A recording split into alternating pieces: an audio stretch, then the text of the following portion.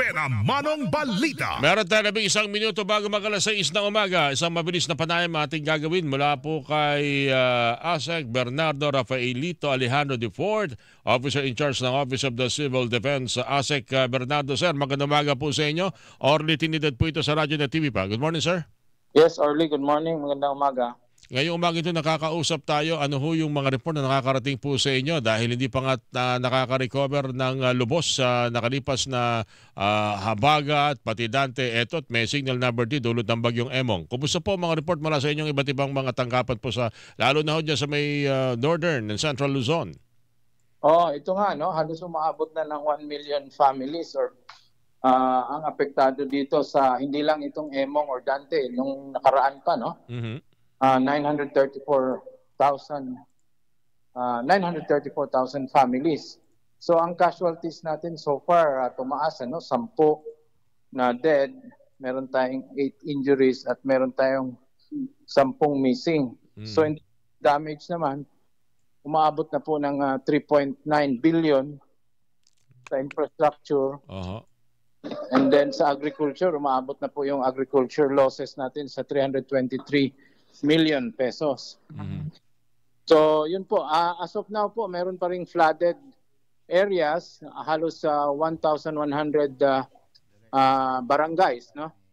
Karamihan diyan Central Luzon, 4A and dito sa NCR. So yun po, may preemptive evacuation tayong naganap, halos 2,000 families ito. But ito nga, in terms of lifelines, meron tayong 104 road sections na unpassable pa rin. So tuloy-tuloy po ang ating pagkuha ng report. At ito nga, itong ating Emong ay nag-intensify pa. Merong signal doon sa Northern Luzon, sa Pangasinan. So tuloy-tuloy po ang ating pag-responde at pag-monitor. Yung nga po aking susunod na tanong kumusta po ang paghahanda ngayon ng OCD sa Pangasinan and La Union Province dahil nga po dito sa pagsasailalim sa kanila sa cyclone storm warning signal number 3? Ito tuloy-tuloy ang ating pag-preposition. Actually kahapon nag-preposition tayo ng mga additional assets na pwedeng dalhin doon. So kahapon nagpadala na tayo ng additional search and rescue units para tumulong doon sa LGU. Yung ating na mga food items from DSWD ay nakaprepo na yan at handang i-release yan once kailangan. So tuloy-tuloy naman po ang ating pagbibigay tulong doon at minomonitor natin closely itong Region 1. Okay, nagtataka lang ako kasi marami tayong dideploy bago itong bagyong ito ng mga karagdagang mga kagamitan, lalo na ho yung mga barangay na talagang bahain at kinakailangang magligtas ng mga residente. Kompleto pa ba ito, ASEC? Para naman yung mga kinakailangan dalhin sa evacuation center ay hindi ilalagay sa styrofoam, ilalagay sa sirang refrigerator para lumutang at dalhin sa mga evacuation center?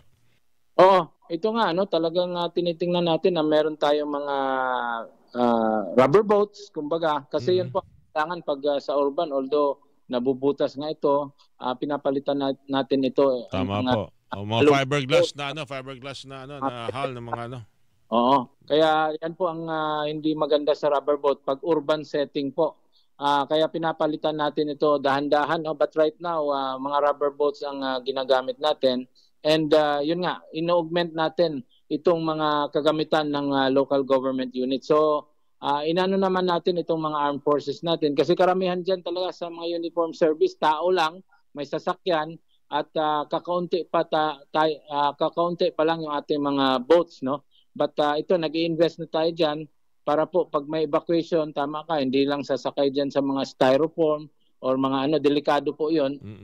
Kaya dinadahan-dahan natin na mapalitan itong mga gamit natin. Ito, sa pag-iral ng signal number 3 sa dalawang mga lalawigan sa Luzon, ang La Union at Pangasinan, obviously, mas marami pang lugar na daranas ng mga matinding pagulan. Sapat pa ho ba yung mga personnel? Okay pa ba yung mga katulong natin para ho sa mga ganitong uri po ng search and mga pagtugon sa mga nangangailangan at binaba mga kababayan natin na ASEC? Sapat pa yan. Meron pa tayo actually halos 15,000 na naka-reserve dito sa ating armed forces. Sa Bureau of Fire meron pa rin po tayo kasi pwede naman tumulong yung galing sa neighboring regions na pinapadala natin. Sa Region 1, meron po tayo naka-standby doon or ginagamit na, no? 3,935 search and rescue personnel na galing sa AFP alone. Sa Bureau of Fire, 2,340. Sa Coast Guard po, halos 500 yan. At tinatap yan kaagad ng ating mga local government units through our regional offices po. Sapat pa naman yung ating mga evacuation center. Ibig sabihin, hindi po ito umaapaw ng mga evacuee. Ay, opo, sapat pa naman. At yun naman, automatic yung ating mga eskwelahan na ginagamit. But so far, wala naman po tayong problema. As we speak, halos 1,000 evacuation po ang bukas ngayon. Ino-operate natin kasi meron tayong halos 51,000 families pa rin inside the different evacuation centers. So marami po dyan sa NCR, sa Region 1, Calabarzon, tsaka Region 3. May mga na iuulat na rin. Although alam natin pag ganitong mga panahon talagang normal yung iba't ibang uri ng mga sakit na maranasan. Kumusta ho ba yung mga evacuee? Lalo-talo na yung mga report na may mga kinakailangan dalhin sa ospital. Opo.